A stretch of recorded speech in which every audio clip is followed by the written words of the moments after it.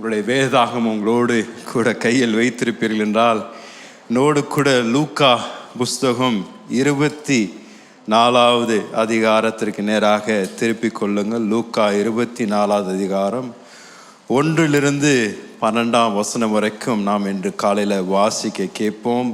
வாரத்தின் முதலாம் நாள் அதிகாலையிலே தாங்கள் ஆயத்தம் பண்ணின கந்தக வர்க்கங்களை அவர்கள் எடுத்துக்கொண்டு வேறு சில ஸ்திரீகளோடு கூட கல்லறை இடத்தில் வந்தார்கள். கல்லறை அடைத்திருந்த கல் புரட்டு தள்ளப்பட்டிருக்கிறதை கண்டு உள்ளே பிரவேசித்து கர்த்தராகிய இயேசுவின் சரீரத்தை காணாமல் அதை குறித்து மிகுந்த கலக்கமடைந்து பிரகாசமுள்ள வஸ்திரம் தரித்த 2 பேர் அவர் அருகே நின்றார்கள். அந்த ஸ்திரீகள் பயப்பட்டு தலை கவிழ்ந்து தரையை நோக்கி நிற்கையில் அந்த 2 பேரும் அவர்களை நோக்கி, உயிரோடு இருக்கிறவரை நீங்கள் மரித்தோர் இடத்துக்கு தேடுகிறது என்ன? அவர் இங்கே இல்லை, அவர் உயிர்த்தெழுந்தார்.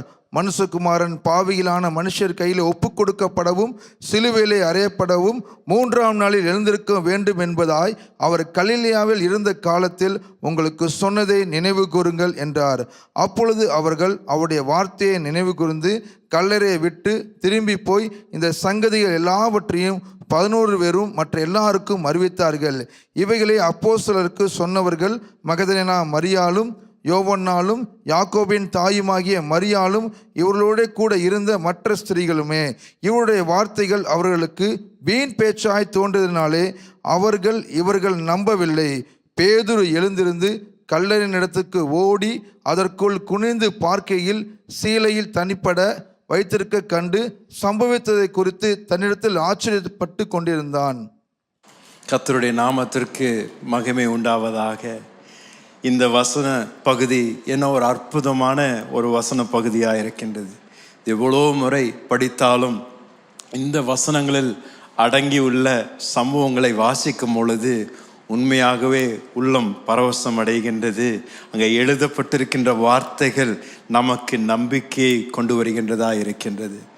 இன்றைக்கு உங்களோடு கூட 3 அற்புத வாக்கு தத்தங்கள் என்ற தலைப்பில் உங்களோடு கூட தேவனுடைய வார்த்தையை நான் இந்த வசன பகுதியிலிருந்து பேச விரும்புகின்றேன். இந்த அருமையான இந்த காலையில் தேவ வார்த்தை சொல்லுகின்றது, வாரத்தின் முதல் நாளில் இந்த 2 ஸ்திரீகள் நேரத்தில் எழும்பி சூரியன் அஸ்தமிக்கும் முன்பதாகவே அவர்கள் கல்லறையை நோக்கி சென்றார்கள் என்று தேவ வார்த்தை சொல்லுகின்றது. மகதலேயாள் மேரியும் யாக்கோபுடைய தாயாய் இருந்த மரியாளும் 2 மரியாள்களும் இந்த இயேசுவின் கல்லறையை நோக்கி அன்று காலையில் விடிகாலையில் அந்த கல்லறையை நோக்கி போய்கொண்டிருந்தார்கள் என்று தேவ வார்த்தை சொல்லுகின்றது. இன்றைக்கு நாம் இந்த முழு சம்பவத்தை நாம் நன்கு அறிந்து இந்த வசன பகுதியை நாம் வாசிக்கின்றோம். ஆனால் அன்றைக்கு காலையில் இந்த 2 ஸ்திரீகள் எழும்பின பொழுது அவர்களுடைய மனநிலை கொஞ்சம் வித்தியாசமாக இருந்திருக்கும். அவர்களுடைய அந்த நாட்கள் அவர்கள் அனுபவித்த அந்த மிக கொடூரமான அந்த காரியங்களை இன்னும் அவருடைய மனதில் இன்னும் தெளிவாக அவர்கள் நினைவு கூர்ந்திருப்பார்கள். பல முறை இயேசு நான் மீண்டும் உயிரோடு எழும்புவேன் என்று சொல்லியிருந்தாலும் அந்த முழு சத்தியமும் அதோடைய முழு அந்த புரிந்து கொள்ளுதலும் அங்கிருந்த சீஷர்களுக்கும் கூட இருந்த மக்களுக்கும் இன்னும் முழுமையாக புரிந்து கொள்ளாமல் இருந்திருக்கும்.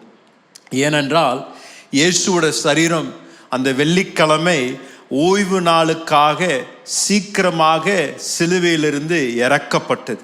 ஏனால் ஓய்வு நாள் துவங்குவதற்கு முன்பதாகவே இயேசுவை ஒரு கல்லறையில் அடக்கம் செய்யணும் என்று அவர்கள் விசேஷமாக அதற்கு அனுமதி பெற்று சிலுவையிலிருந்து அதை கொஞ்சம் சற்று வேகமாக சீக்கிரமாக எடுத்து ஒரு கல்லறையில் அந்த ஓய்வு நாள் துவங்கும் முன்பதாகவே வைக்கணும் என்று அன்றைக்கு பிரயாசப்பட்டார்கள்.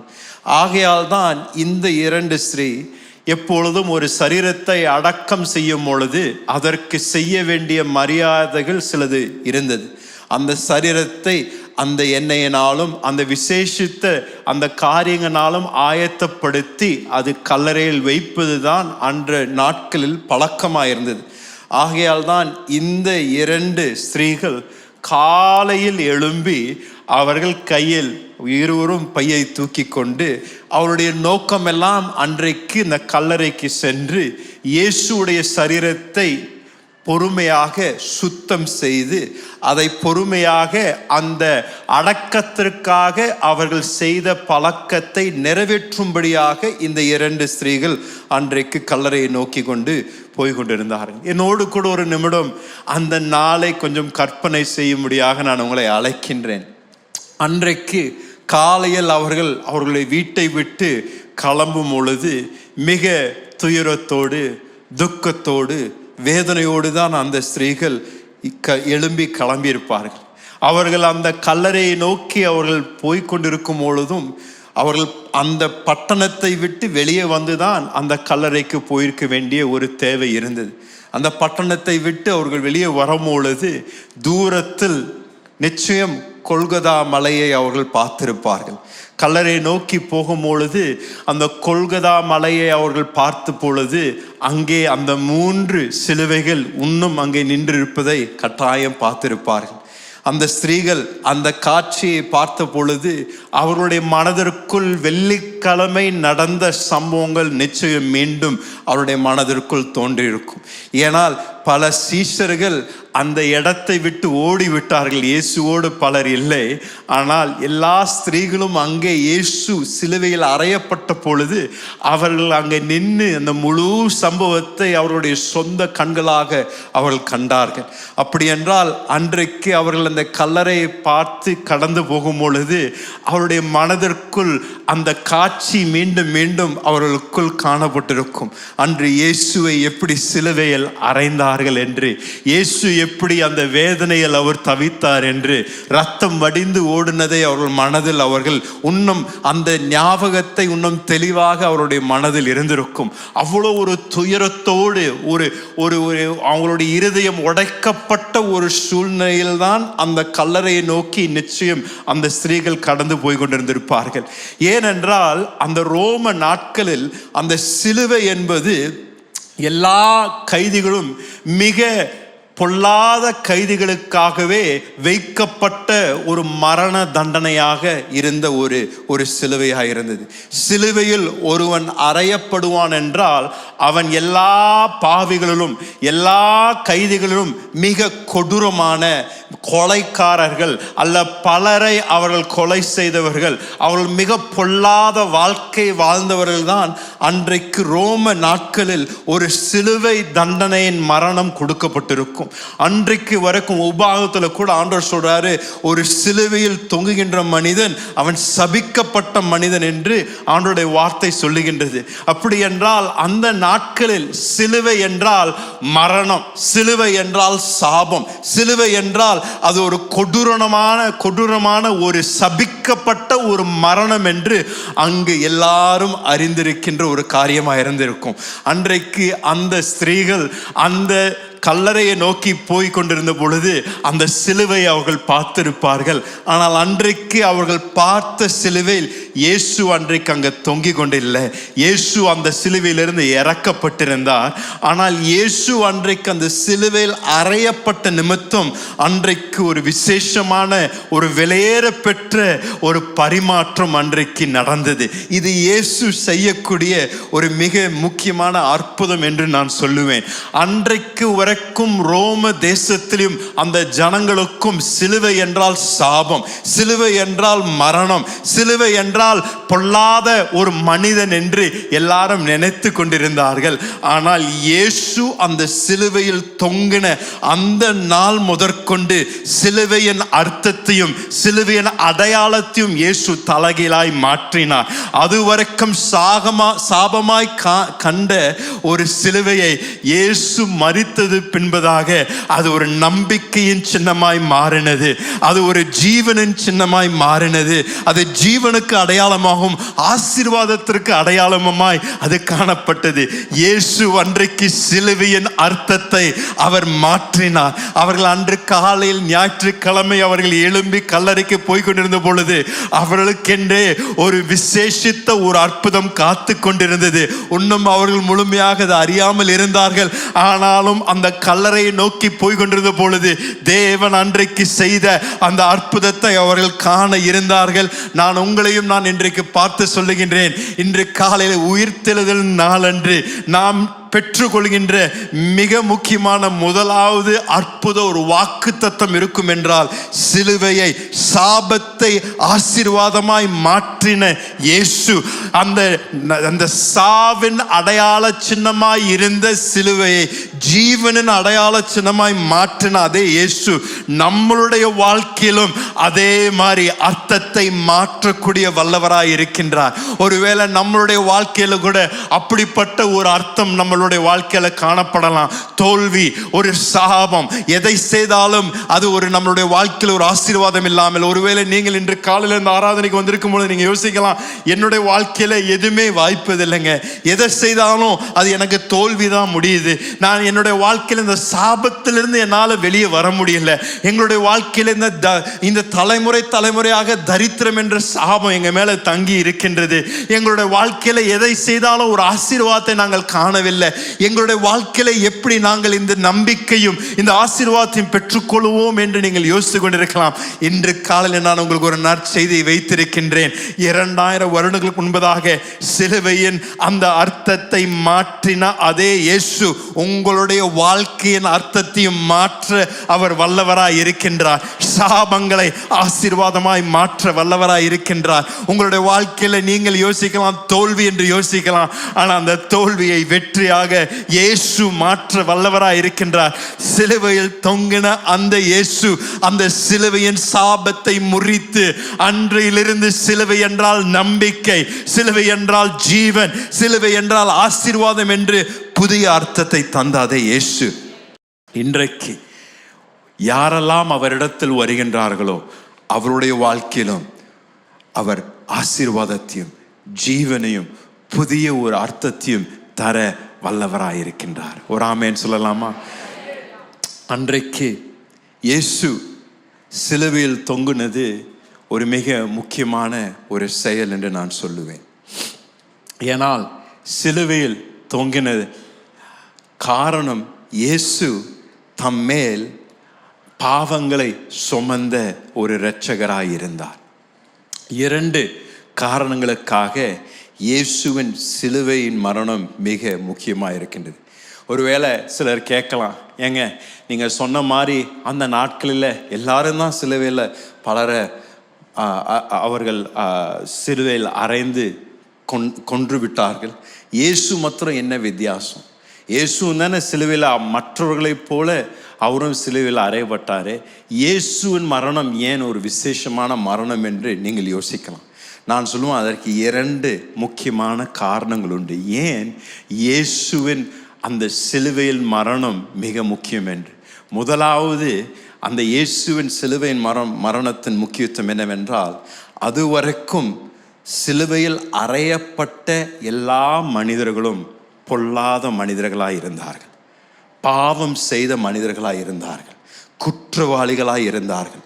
அன்றைக்கு வரைக்கும் அந்த சிலுவை மரணத்தை ஏற்றுக்கொண்ட ஒவ்வொரு மனிதனும் அவருடைய வாழ்க்கையில பல தவறுகளை செய்த நிமித்தம் அவர்கள் மேல் தண்டனை கொடுக்கப்பட்டது. ஆனால் இயேசு ஒருவர் மாத்திரம் அந்த சிலுவையில் அவர் நீதிமானாய் தொங்கினார். ஒரு பாவம் கூட செய்யாத ஒரு நீதிமானாக இயேசு அன்றைக்கு அந்த சிலுவையில் தொங்கினார். ஏனென்றால் அன்றைக்கு அந்த பரிசேயர் சதுசேயர் முன்பதாக இயேசு நின்ற பொழுது கூட அவர்களால் இயேசுவின் மேலே ஒரு நியாயமான குற்றச்சாட்டை வைக்க முடியவில்லை. அவர்கள் என்ன விதத்தில் இயேசுவை அவர்கள் தண்டிக்கணும்னு எவ்வளோ முயற்சி செய்தாலும் ஒரு உண்மையான குற்றச்சாட்டை கூட இயேசுவின் மேல் அவர்களால் எழுப்ப முடியவில்லை. அதனால் பலரை போலியான குற்றச்சாட்டுகளை கொடுத்து அந்த குற்றச்சாட்டுகள் மூலமாக இயேசுவுக்கு எப்படியாவது அந்த சிலுவை மரண தண்டனையை கொடுக்கணும் என்று முயற்சி செய்தார்கள். ஆனால் அன்றைக்கு இயேசு சிலுவையில் தொங்கின நோக்கமும் காரணமும் அவர் நீதிமானாய் இருந்து, ஆனால் நமக்காக ஒரு அக்கிரமக்காரனாய் மாறினார். நமக்காக பாவத்தை சுமந்தார். ஐயா அம்மா, சிலுவையின் இயேசுவின் சிலுவையின் மேன்மை இதுதாங்க. அது வரைக்கும் பாவிகள் தொங்கினார்கள். ஆனால் அன்றைக்கு ஒரு நீதிமான் தொங்கி, அன்றைக்கு நாம் பாவிகளாய் இருந்த நாம் தொங்கி இருக்க வேண்டிய சிலுவையில் அவர் போய் நம்மளுடைய இடத்தை எடுத்து தேவன் நம்மேல் ஊற்றிருக்க வேண்டிய கோப அக்கினியை இயேசு தம்மேல் ஏற்றுக்கொண்டார். ஏனென்றால் ஆண்டவருடைய வார்த்தை சொல்கின்றது, பாவத்தின் சம்பளம் மரணமாய் இருக்கின்றது. எல்லாரும் இந்த பூமியில பாவத்தை செய்து தேவனுடைய மகிமை இழந்து விட்டார்கள். எந்த ஒரு மனிதனும் நீதிமானாய் இல்லை. தேவனுடைய பார்வையில் ஒரு மனிதன் நீதிமானாய் தோன்றுவதற்கு அவன் எவ்வளோ பிரயாசம் எடுத்தாலும் தேவனுடைய பார்வையில் அவனுடைய நீதி எல்லாம் ஒரு கந்தையை போலதான் இருக்கின்றது. தேவ வார்த்தை சொல்லுகிறது. அப்படி என்றால் தேவனுடைய கோப அக்னியை யாரா ஒருவர் ஏற்றுக்கொள்ளும் என்றால் அவருடைய வாழ்க்கையில பாவம் இருந்திருக்க கூடாது. அவர் நீதிமானா இருந்திருக்கணும். ஆகையால் தான் தேவன் தம்முடைய ஒரே பேரான குமாரனை இந்த பூமிக்கு அனுப்பி பாவம் இல்லாத அந்த ஆட்டுக்குட்டியை பாவத்தை சுமக்கும்படியாக இயேசு அவருக்கு அந்த பாவத்தை அவர் மேல் வைத்து அன்றைக்கு சிலுவையில் தொங்கின பொழுது தேவன் தம்முடைய கோபத்தை இயேசுவின் மேல் ஊற்றினாருங்க. ஐயா அம்மா, உங்கள் மேலும் என் மேலும் ஊற்றப்பட வேண்டிய அந்த கோபம், உங்க மேலும் என் மேலும் ஊற்றப்பட வேண்டிய அந்த சாபம், நம்முடைய வாழ்க்கை சபிக்கப்பட்டிருக்க வேண்டிய வாழ்க்கையா இருந்திருக்கணும். நம்முடைய வாழ்க்கை இருள் நிறைந்த வாழ்க்கையா இருந்திருக்கணும். ஆனால் 2000 வருடங்களுக்கு முன்பதாக இயேசு அந்த சிலுவையில் தொங்கின பொழுது உங்களுடைய இடத்தையும் என்னுடைய இடத்தையும், உங்களுடைய பாவத்தையும் என்னுடைய பாவத்தையும், உங்களுடைய சாபத்தையும் என்னுடைய சாபத்தையும், உங்களுடைய தோல்வியும் என்னுடைய தோல்வியும் அவருடைய தோளில் சுமந்து கொண்டு நமக்காக காயப்பட்டார், நமக்காக அடிக்கப்பட்டார், நமக்காக துன்பங்களை சகித்தார். ஏனென்றால் அவர் நீதிமானாய் இருந்து நீங்களும் நானும் நீதிமானாய் ஆக்கப்படுவதற்காக பாவமாய் மாறினார். ஐயா, சிலுவையில் இயேசு தொங்கின மிக முக்கியமான ஒரு அற்புதம் இருக்கணும் என்றால் நீங்களும் நானும் இன்றைக்கு நீதிமானாய் மாற்றும்படியாக இயேசு அன்றைக்கு அந்த சிலுவை மரணத்தை ஏற்றுக்கொண்டாருங்க. இதுதாங்க சிலுவையில் தொங்கின மிக முக்கியமான ஒரு மேன்மை. ஆனால் சிலுவையின் முக்கியத்தின் இரண்டாவது காரியம் இருக்கணும் என்றால் இயேசு அந்த சிலுவையில் மரித்த பின்பதாக அவர் மரித்தே இருக்கவில்லைங்க. வேற யாரும் சிலுவையில் மரணத்தை அடைந்த பின்பதாக வேற எந்த ஒரு மனிதனும் மீண்டும் உயிரோடு எழும்பவில்லை. இயேசு ஒருவர் மாத்திரம் சிலுவையில் மரணத்தை அவர் அனுபவித்து மரித்த பின்பதாக 3ஆம் நாளில் மீண்டும் இயேசு உயிரோடு எழுந்தார். இயேசு உயிரோடு எழுந்த அந்த காரணத்தின் நிமித்தம் இயேசு பாவத்தின் மேலேயும் மரணத்தின் மேலேயும் சாபத்தின் மேலேயும் வல்லமை உள்ளவராய் மாறினார். இயேசு ஏன் இன்றைக்கு பாவங்களை மன்னிக்கக்கூடிய இரட்சகராய் இருப்பார் என்று நீங்கள் கேட்பீர்கள்னா இதுதாங்க காரணம். வேற எந்த ஒரு மனிதனும் பாவத்தை அந்த மரணத்தை மேற்கொள்ளவில்லைங்க. வேற எந்த ஒரு மனிதனும் மரணத்திலிருந்து திரும்பி வரவில்லை. இயேசு ஒருவரே நம்மளுடைய பாவங்களுக்காக சிலுவையில் மரித்து 3ஆம் நாளில் மீண்டும் உயிரோடு எழுந்தபடியால் யாரெல்லாம் இயேசுவிடத்தில் வருகின்றார்களோ அவர்களுக்கு பாவ மன்னிப்பின் நிச்சயத்தையும் அவர்களுக்கு நித்திய நம்பிக்கையும் இயேசு தருகின்றவராயிருக்கின்றார். இன்றைக்கு சிலுவையிலிருந்து நமக்கு ஒரு அற்புத வாக்குத்தத்தம் இருக்கும் என்றால் சாபங்களை ஆசீர்வாதமாய் மாற்றுகின்ற தேவன், நம்முடைய வாழ்க்கையில தோல்விகளை வெற்றியாக மாற்றுகின்ற தேவன். இன்றைக்கு உங்களை நான் பார்த்து சொல்கிறேன், ஐயா அம்மா, உங்களுடைய வாழ்வில் அப்படிப்பட்ட சாபங்களை நீங்கள் தொடர்ந்து நீங்கள் சந்தித்து கொண்டிருக்கின்றீர்களா? உங்களுடைய வாழ்க்கையில தோல்விக்கு மேல தோல்வி நீங்கள் சந்தித்து கொண்டிருக்கின்றீர்களா? உங்களுடைய வாழ்க்கையில ஒவ்வொரு நாளும் அந்த கொடூரமான எல்லா விதங்களிலும் உங்களுடைய வாழ்க்கையில அடிக்கப்படுகின்றீர்களா? இயேசு உங்களுடைய நம்பிக்கை. இயேசு தான் உங்களுடைய வாழ்க்கையில அந்த உண்மையான மாற்றத்தை கொண்டு வர வல்லவராய் இருக்கின்றார். ஒருவேளை கடன் பிரச்சனை நீங்க மூழ்கி கொண்டிருக்கலாம். நீங்க யோசிக்கலாம், ஒருவேளை நான் எதற்கு வாழணும், என் வாழ்க்கைக்கு அர்த்தம் இல்லையே, நாளைக்கு வாழக்கூடிய எனக்கு ஒரு நம்பிக்கை இல்லையே என்று நீங்கள் யோசிக்கலாம். ஆனா உங்களை பார்த்து சொல்றேன், உங்களுக்கு நம்பிக்கை கொண்டு வரும்படியாகவே இயேசு பரலோகத்தை விட்டு இந்த பூமிக்கு வந்து சிலுவையில் அவருடைய இடத்தை எடுத்தாருங்க. அவர் சிலுவையில் தொங்கினபடியால் உங்களுடைய சாபங்கள், என்னுடைய சாபங்கள் முறிக்கப்பட்டது. அவர் சிலுவையில் தொங்கினபடியால் உங்களுக்கும் எனக்கும் ஜீவன் உண்டானது. அவர் சிலுவையில் தொங்கினபடியால் நீங்களும் நானும் ஆசீர்வதிக்கப்பட்டிருக்கின்றோம். அவர் சிலுவையில் தொங்கினபடியால் நமக்கும் தேவனுக்கும் ஒரு புதிய வழி திறக்கப்பட்டது, ஒரு புதிய உடன்படிக்கை செய்யப்பட்டது.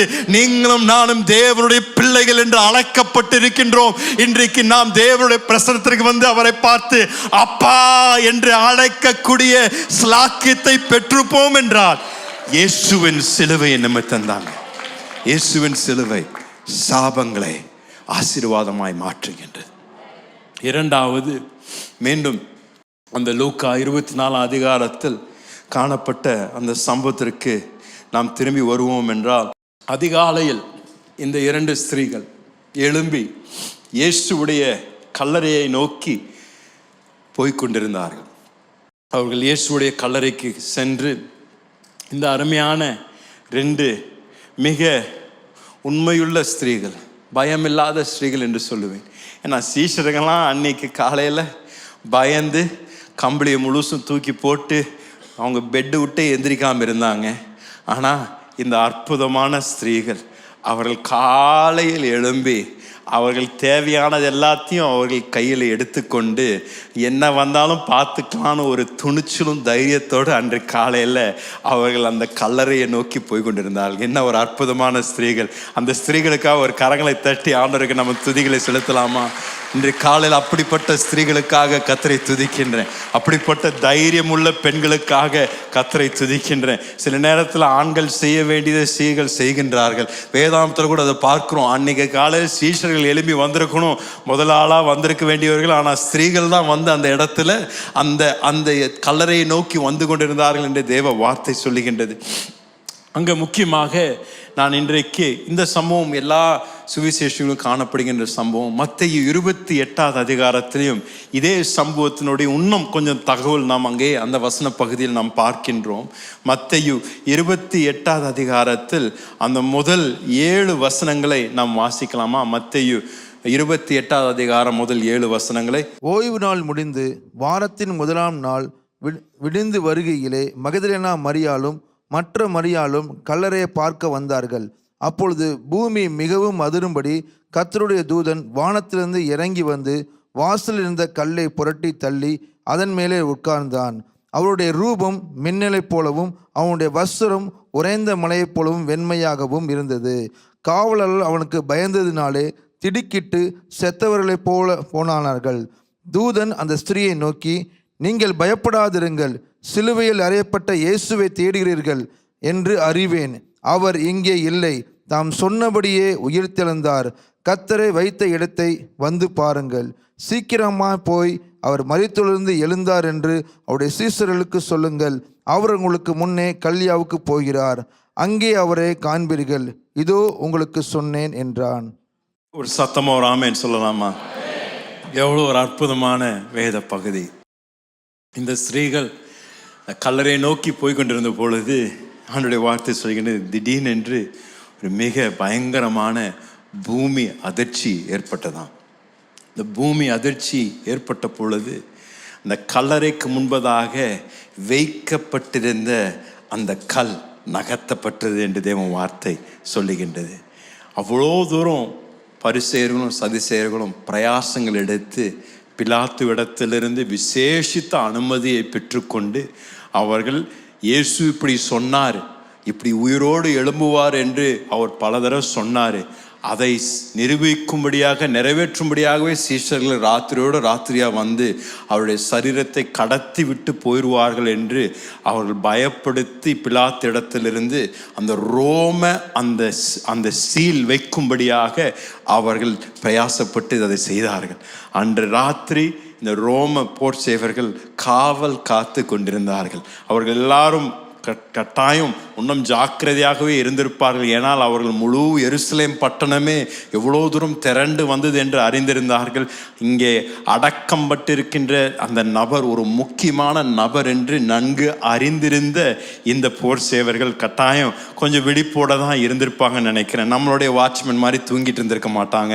அவங்க கட்டாயம் அங்கே லெஃப்ட் ரைட் போட்டு கொஞ்சம் அங்கேயும் இங்கேயும் நடந்து அவங்க போர் அந்த ஈட்டியை வச்சு அங்கே கம்பீரமாக நின்று கொண்டிருந்த அந்த காட்சி என்னோட கொஞ்சம் கற்பனை பண்ணி பாருங்களேன். ஏன்னா அந்த நாட்களில் ரோம அந்த போர் சேவர்கள் என்றால் உலகம் என்றும் பயப்படத்தக்க கூடிய போர் வீரர்களாக இருந்தார்கள். அவர் சாதாரணமான மனிதர்கள் இல்லை, அவர் போர் வீரர்களாக இருந்தார்கள். அதுவும் இதற்கென்றே அனுப்பப்பட்ட அந்த காவலாளிகள் இன்னும் தடியாக நல்ல வாட்ட சாட்டமாக இருந்திருப்பார்கள். அந்த நபர்கள் அங்கே நின்று கொண்டிருந்த பொழுது இந்த அந்த கல்லறையை மூடிக்கொண்டு நின்று இருந்த பொழுது ஆண்டவர் அங்கே பரலோகத்தில் ஒரு தூதனை அனுப்பி அந்த தூதன் வந்து அந்த கல் பக்கம் உட்கார்ந்தனாலையா எதுனாலும் தெரியல, ஆனால் முழு பூமியே அது அதிர ஆரம்பிக்கின்றது. அந்த பூமி அதிர்ச்சி ஏற்படும் பொழுது அந்த கல்லறையை மூடி இருந்த அந்த கல் அது உருண்டு, அது ஒரு சின்ன கல் மாதிரி அது பாட்டுக்கு உருண்டு போய் நிற்கிது. அதை பார்த்த இந்த வாட்ட சாட்டமான இந்த போர் வீரர்கள் என்ன பண்றாங்கன்னா உடனடியாக மயக்கடிச்சு விழுந்துடுறாங்க. ஒருத்தம் கூட அங்கே நிற்கல. அத்தனை பேரும் ஒருவேளை சிலர் பாசாங்கு பண்ணாங்களான்னு தெரியல, தூதரை பார்த்து பயந்து நான் இன்னைக்கு இது எந்திரிச்சானா முடிஞ்சேன்னு சொல்லி கண்ணை மூடி பாசாங்கு பண்ணாங்களான்னு தெரியல. ஆனால் அன்றைக்கு அதற்கு முன்பதாக காவலாக நின்ற அத்தனை போர் சேவர்களும் அன்றைக்கு தரையில் இருந்தார்கள் என்று தேவ வார்த்தை சொல்லுகின்றது. இந்த சம்பவத்தை படிக்கும் பொழுது எனக்குள் எழும்பின கேள்வி, ஏன் இந்த கல் புரட்டப்படணும்? ஏன் இயேசு செவறுகள் கதவுகள் வழியாக அவருடைய உயிர்த்தெழுதலின் சரீரம் கடந்து போனது என்று நாம் வாசிக்கின்றோம் மற்ற சம்பவங்களில். ஆண்டவருக்கு அந்த கல்லறையிலிருந்து வெளியே வருவதற்காக கல் புரட்டப்படணும் என்று தேவையே இல்லைங்க. அவர் கல்லை தாண்டியும் மீறியும் அவர் வெளியே வந்திருக்கக்கூடிய இரட்சகர். மரணத்தை வென்றவர் ஒரு கல்லை அவர் தள்ளி வெளியே வந்திருக்க முடியாதா? இல்லை கல்லுக்கு உள்ளேயே பிரவேசித்து வெளியே வந்திருக்க முடியாதுங்களா? கட்டாயம் வந்திருக்கலாம். ஆனால் அந்த கல் புரட்டப்பட்ட காரணம் இருக்கணும் என்றால் அது உங்களுக்காகவும் எனக்காகவும் புரட்டப்பட்டது. அந்த கல் புரட்டப்பட்ட காரணம் உங்களுக்கும் எனக்கும் தேவன் சொன்னார், உள்ள வந்து பாருங்க, அங்கே இயேசு இல்லை. இது கட்டு கதை அல்லங்க, இது இயேசு இல்லை என்று நிரூபிக்கும்படியாகவே அன்றைக்கு அந்த கல் புரட்டப்பட்டது. அன்றைக்கு அந்த கல் புரட்டப்பட்ட நிமித்தம்தான் அந்த ஸ்திரீகள் வந்து பார்க்கிறார்கள். பேதுருவும் அந்த சீஷர்களும் வந்து உள்ளே எட்டி பார்க்கிறாங்க. ஏனென்றால் அவர்கள் கண்களால் பார்த்த பின்பதாக அவர்களுக்குள் அன்றைக்கு ஒரு புதிய வெளிப்பாடு உதித்தது. இயேசு சொன்னபடியே, அவர் சொன்னபடியே அவர் மரணத்திலிருந்து உயிரோடு எழுந்துட்டார் என்று அவர்களுக்குள் ஒரு பரவசமும் நம்பிக்கையும் வந்தது. அந்த ஸ்திரீகளை நான் உண்மையாகவே பாராட்டுகின்றேன். அந்த தேவதூதரை பார்த்து அவருடைய வார்த்தை கேட்டோன்னா அவங்களுக்கு அது போதுமா இருந்தது. அவங்க அங்கேயே திரும்பி போய் சீஷர்களை போய் கூட்டு வந்தாங்க. ஆனால் பேதுரு இருக்கிறாரு பாருங்க, அவர் வந்தோடனே அவருக்கு வெளியெல்லாம் பார்த்து அவருக்கு திருப்தி இல்லை. அவர் உள்ள போய் அந்த உள்ள கல்லறைக்குள்ள இயேசு இருக்கிறாரா இல்லையான்னு அவருடைய சொந்த கண்ணால பார்க்கிற வரைக்கும் அவர் திருப்தியா இல்லை. அவர் உள்ள வந்து பார்த்த பிறகுதான் பேதுருக்குள்ளேயே ஒரு வெளிப்பாடு வந்தது, இயேசு உயிரோடு எழுந்துட்டார் என்று. ஆனால் இன்றைக்கு நான் இந்த கல்லறையை வைத்து உங்களுக்கும் எனக்கும் தரப்படுகின்ற இந்த அற்புத வாக்கு தத்தத்தை நான் பேச விரும்புகின்றேன். கல்லறை என்பது மனிதனுக்கு முடிவை குறிப்பிடுகின்றது. ஒரு கல்லறை என்று நாம் பேசினோம் என்றால் ஒரு மனிதனுடைய முடிவை குறித்து பேசுகின்றோம். ஒருவன் கல்லறையில் போடப்பட்டிருக்கின்றான் என்பதற்கு அர்த்தம் அவன் வாழ்க்கை முடிந்து விட்டது, வாழ்க்கைக்கு மீண்டும் அவனுக்கு ஒரு தருணம் இல்லை என்றுதான் அர்த்தம். ஆனால் அன்றைக்கு இயேசு கல்லறையுடைய அர்த்தத்தை மாற்றினார். இயேசு கல்லறை முடிவாய் இருந்த ஒரு கல்லறையை ஆரம்பமாய் மாற்றினார். அந்த முடிவை மாற்றி அந்த இடத்தில் தேவன் ஒரு புதிய ஆரம்பத்தை தந்தார்.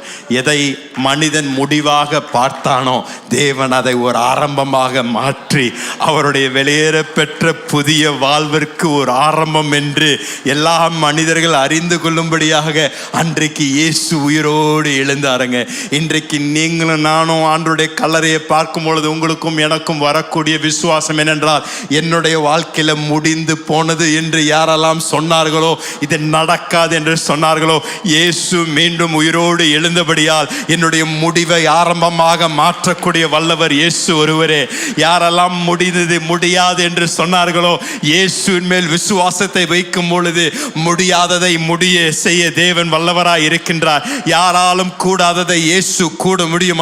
ஆண்டவரால் செய்ய முடியாதது ஒன்றும் இல்லைங்க. இன்று காலையில் நீங்களும் நானும் விசுவாசமாய் இருப்பதற்கு ஒரு காரணம் இருக்கும் என்றால், இயேசு அன்றைக்கு கல்லறையை விட்டு எழும்பி அந்த முடிவை ஆரம்பமாய் மாற்றின அதே இயேசு இன்றைக்கு உங்களுடைய வாழ்க்கையிலும் ஒரு புதிய ஆரம்பத்தை தர வல்லவராய் இருக்கின்றார். நீங்க நினைக்கலாம், இதோட எனக்கு நம்பிக்கை இல்லை, எனக்கு கல்யாணமே ஆகாது, எனக்கு குழந்தையே பிறக்காது, எனக்கு வியாபாரமே வாய்க்காது என்று யோசிக்கலாம். எது உங்களுடைய மனதில் முடிந்தது என்று யோசித்தீர்களோ அதுக்கு ஆண்டவருடைய கரத்துல போய் கொடுத்து, ஆண்டவரே இதை கொஞ்சம் பார்த்துக்கோங்கன்னு சொன்னீங்கன்னா அந்த முடிவை ஒரு ஆரம்பமாய் மாற்றி உங்கள் வாழ்க்கையில் அற்புதத்தை செய்ய வல்லவராய் இருக்கின்றாருங்க. ஆண்டவர் உங்கள் வாழ்க்கையில் ஒரு அற்புதத்தின் ஆரம்பத்தை செய்ய இருக்கின்றார். பலருடைய வாழ்க்கையில் ஒரு அற்புதத்தை ஆரம்பமாய் தேவன் தர வல்லவராய் இருக்கின்றார்.